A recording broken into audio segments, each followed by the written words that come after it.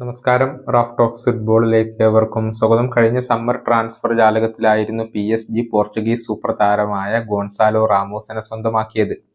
Portuguese ക്ലബ്ബായ ബെൻഫിക്കയിൽ നിന്നാണ് അദ്ദേഹത്തെ സ്വന്തമാക്കിയത്. ആദ്യം ലോണിലായിരുന്നു, പിന്നീട് PSG അദ്ദേഹത്തെ സ്ഥിരപ്പെടുത്തുകയായിരുന്നു. അദ്ദേഹത്തിന് വേണ്ടി ആകെ 65 മില്യൺ യൂറോയാണ് PSG ചിലവഴിക്കേണ്ടി വന്നിട്ടുള്ളത്. എന്നാൽ ഈ സ്ട്രൈക്കർ പ്രതീക്ഷിച്ച രൂപത്തിലുള്ള ഒരു പ്രകടനം ഇതുവരെ പുറത്തെടുത്തിട്ടില്ല. 13 ലീഗ് മത്സരങ്ങളിൽ നിന്ന് 3 ഗോളുകൾ മാത്രമാണ് അദ്ദേഹം നേടിയിട്ടുള്ളത്. ഈ സീസണിൽ ആകെ 4 ഗോളുകൾ മാത്രമാണ് അദ്ദേഹത്തിന്റെ സമ്പാദ്യം. അതുകൊണ്ട് തന്നെ പരിശീലകനായ ലൂയിസ് എൻറിക്കയ്ക്ക് ഈ താരത്തിലുള്ള വിശ്വാസം ഇപ്പോൾ നഷ്ടമായിട്ടുണ്ട്. പ്രത്യേകിച്ച് വലിയ മത്സരങ്ങളിൽ തിളങ്ങാനുള്ള ഒരു കപ്പാസിറ്റി ഗോൺസാലോ റാമോസിനില്ല എന്നാണ് എൻറിക്ക ഇപ്പോൾ വിശ്വസിക്കുന്നത്.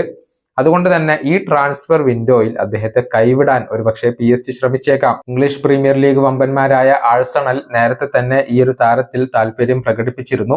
പക്ഷേ ലോൺ അടിസ്ഥാനത്തിൽ മാത്രമായിരിക്കും അദ്ദേഹത്തെ ക്ലബ്ബ് സ്വന്തമാക്കുക. അതേസമയം ജനുവരിയിൽ PSG ഈ താരത്തെ ഒഴിവാക്കുമോ എന്ന കാര്യത്തിൽ ഉറപ്പുകൾ ഒന്നുമില്ല. ഒരുപക്ഷെ വരുന്ന സമ്മർ ട്രാൻസ്ഫർ വിൻഡോ വരെ PSG കാത്തിരിക്കാനുള്ള ഒരു സാധ്യതകൾ ഇവിടെയുണ്ട്.